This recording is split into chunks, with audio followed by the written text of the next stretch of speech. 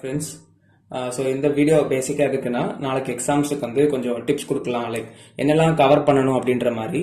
So last மினிட்ல இருக்கீங்கன்னா ஓவராலாக நீங்கள் எப்போவுமே சரி எந்த சப்ஜெக்டாக இருந்தாலும் கடைசி டைம்ஸில் நம்ம பார்க்க வேண்டியது மோர் ப்ரெஃபரன்ஸ் வந்து எதுக்குன்னா ஈக்குவேஷன்ஸ் இருக்குன்னா அந்த ஈக்குவேஷன்ஸ், ஸோ பேசிக் சப்ஹெட்டிங்ஸ் தெரிஞ்சிருக்கணும். ஸோ சப்ஹெட்டிங்ஸ் தெரியணும், டயக்ராம்ஸ் தெரியணும், ஈக்குவேஷன்ஸ் தெரியணும். இதெல்லாம் ஓவராலாக நீங்கள் பார்த்துருக்கணும்.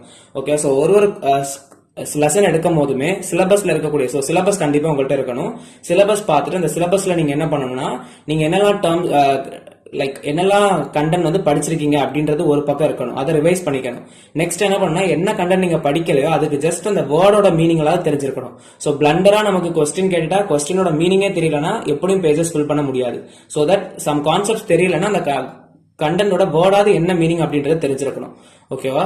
ஸோ பேசிக்கா அது பார்த்துருக்கணும். அப்புறம் வந்து என்னன்னா last minute tips and tricks வந்து ஃபைனலா நீங்க என்ன பண்ணணும்னா டயக்ராம்ஸ் பார்த்துருக்கணும், கண்டிப்பா எக்ஸ்பிரஷன்ஸ் பார்த்துருக்கணும், சப்ஹெட்டிங்ஸ் வச்சு படிச்சுக்கோங்க. ஸோ நீங்க ரிவைஸ் பண்ணும் போதும் திரும்ப மொத்த கான்செப்ட்ஸுமே ரிவைஸ் பண்ணிட்டு இருக்காதீங்க, அது பிளண்டர். என்ன பண்ணணும், அதுக்கு என்னெல்லாம் கண்டென்ட் எழுதணும், ஸோ இந்த கண்டென்ட் எழுதலாம், இந்த கண்டென்ட் எழுதலாம் அப்படின்ற மாதிரி அதை மட்டும் மெமரைஸ் பண்ணிக்கோங்க.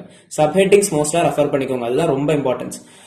ஓவராலா கண்டென்ட் நமக்கு உள்ள எழுதினாலும் சப்ஹெட்டிங்ஸ் தெரியலனா கண்டென்ட் எழுத முடியாது. ஸோ தட் சப்ஹெட்டிங்ஸ், அதுக்கப்புறம் ரிலேவெண்டா டயக்ராம்ஸ் மறந்துட்டாலும் ஒரு கொஸ்டின் எடுத்துட்டீங்கன்னா அந்த கொஸ்டினுக்கு நமக்கு ரிலவெண்டா என்ன டயக்ராம் போடலாம் அப்படின்றத கெஸ் பண்ணி ஒரு டயக்ராம் கண்டிப்பா வரங்க.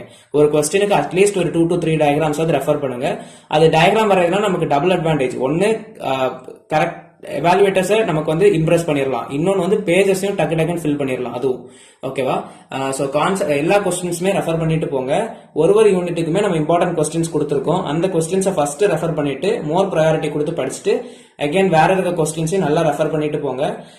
ஸோ எக்ஸாம்ஸ் எப்படி இருந்தாலும் நீங்க எஃபோர்ட்ஸ் போட்டிருந்தீங்கன்னா கண்டிப்பா கிடைக்கும்.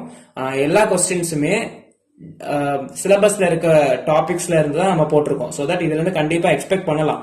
அதனால வருமா வராதான்றத ஃபர்ஸ்ட் ஒதுக்கிட்டு இதுல இருக்க கொஸ்டின்ஸ் எல்லாத்தையுமே டக்கு டக்குன்னு ரிவைஸ் பண்ண பாருங்க. 5th லெசன் பொறுத்த வரைக்கும் பேசிக்காவே நமக்கு அப்ளிகேஷன் ஓரியன்டட் தான். அது வந்து நீங்க சாட் ஜிபிடில போட்டு இல்ல கூகுள் ரெஃபர் பண்றீங்க, லைக் நார்மலா நோட்ஸை ரீட் பண்ணி வச்சுட்டு அது அப்ளிகேஷன் ஓரியன்டட் தான் இருக்கு. எனக்கு வீடியோ அப்லோட் பண்றதுக்கு டைம் இருக்காதுன்னு நினைக்கிறேன். ஸோ 4th லெசன்ல நமக்கு வந்து இன்னும் வெக்டர் குவான்டைசேஷன் அப்புறம் வந்து HMM மட்டும் நான் அப்லோட் பண்றேன், நைட்டுக்குள்ள முடிஞ்ச அளவுக்கு அப்லோட் பண்றேன். ஸோ இன்கேஸ் ஓவராலா நம்ம போட்டிருக்க கான்செப்ட்ஸ்ல எக்ஸ்பெக்ட் பண்ணலாம். ஸோ ஆல் தி பெஸ்ட், நல்லா எழுதிக்கோங்க. வேற ஏதாவது வேணும்னா நீங்க கமெண்ட்ஸ் பண்ணலாம். மோரோவர் வாட்ஸ்அப் குரூப்ல ஜாயின் ஆகாதவங்க ஜாயின் பண்ணிக்கோங்க. ஸோ தட் அதுல நீங்க ஏதாவது நோட்ஸ் வேணும்னாலும் நான் சென்ட் பண்றேன்.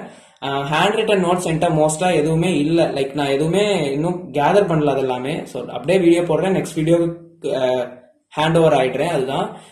ஸோ நிறைய மெசேஜஸ் வந்து வாட்ஸ்அப்ல டிஎம் பண்ணிருக்கீங்க, அது நான் எல்லாத்துக்குமே ரிப்ளை பண்றதுக்கு எனக்கு முடியல. ஸோ பாக்குறேன். மற்றபடி எக்ஸாம்ஸ் நல்லா எழுதுங்க. தேங்க்யூ.